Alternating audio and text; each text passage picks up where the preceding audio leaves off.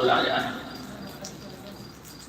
میرے ہمارے حضرت مولانا مفتی رحمان صاحب الزواقل ہیں، وہاں کے ایک بڑے عالم کے مولانا شاہی جمالی مرحوم ہو گئے، ہندوستان کے اچھے مقرر مانے جاتے تھے۔ ان کے لڑکے ہیں مشہود جمالی۔ پچھلے سال اس رات ختم بخاری کے پروگرام میں بلایا، کہا حضرت کو آپ کو بخاری میں ختم کر دی اور دعا بھی کرا دی۔ اب جو وقت تھا سارا وقت اناؤنسری میں اور ان کی باتوں میں انہوں نے ضائع کر دیا۔ جب ختم بخاری کے لیے بخاری شریف لے کر بیٹھا تو 10 منٹ کے بعد آن جناب فرماتے ہیں کہ 2:30 بجے نماز ہے، 10 منٹ کا وقت باقی ہے۔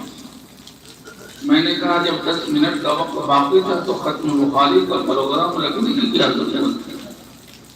اور اس سے پہلے جو اتنا وقت برباد کیا گیا ہے اس وقت کو برباد کرنے کی کیا ضرورت ہے؟ ٹھیک ہے، میں کتاب کا نام رکھتا ہوں، لیکن سارے لوگ کہنے لگے نہیں حضرت آپ 12-15 منٹ جو کچھ کہنا تھا کہہ کر کے دعا کرا تو میں فوراً وہاں سے واپس ہو گیا۔ تو جس مقصد کے لیے جلسے ہوتے ہیں اس مقصد سے ہٹ کر کے غیر مقصد میں آج عمومی طور پر ہمارا وقت خرچ ہو رہا ہے، صرف ہو رہا ہے، اس پر نظر ثانی کی ضرورت ہے۔ یہ لمحہ فکریہ ہے ہم سب کے لیے کہ ہم کس طرف جا رہے ہیں، مقصد کیا ہے اور جا کدھر رہے ہیں۔ تیسری بات کرنی ہے، وہ بھی محلے ہو۔ 10 بجے کے بعد کوئی بوڑھا ہے، کوئی مریض ہے، کوئی کمزور دل کا ہے، کوئی ہارٹ کا مریض ہے، آپ کا اوپر کمائی چل رہا ہے، پورا شور ہنگامہ ہو رہا ہے، بیچارہ مریض نہ سو پا رہا ہے، نہ وہ دوا کھا کر کے اس کو نیند آ رہی ہے۔ اذیت آپ کے مائک کے ذریعے پہنچائی جا رہی ہے، وہ بول نہیں رہا ہے تو اس کا مطلب یہ نہیں ہے کہ آپ اذیت کا ذریعہ بنیں۔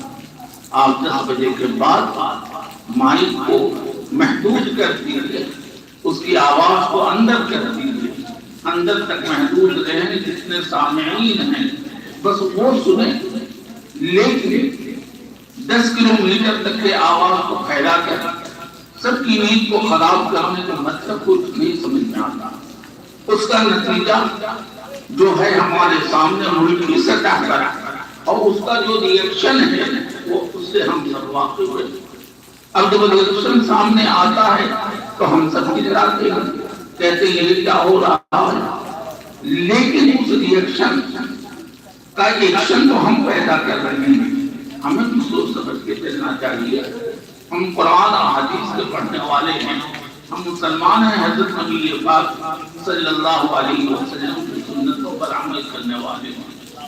مجھے امید ہے کہ میری ان تینوں گزارشات پر آئندہ آپ حضرات عمل کریں گے اور سوچیں گے کہ 10 کے بعد اونچی آواز سے مائک نہ چلے، پروگرام مغرب بعد شروع کیجیے، 10 بجے تک ختم کر دیجیے، اور 5% اناؤنسر اور ناظرین کو دیجیے، اور 90% آپ اپنے مشائخ علماء اور اکابرین کو دیجیے، اور ان سے دین کی باتیں سنیے، ان سے استفادہ کیجیے، ان سے روحانیت حاصل کیجیے۔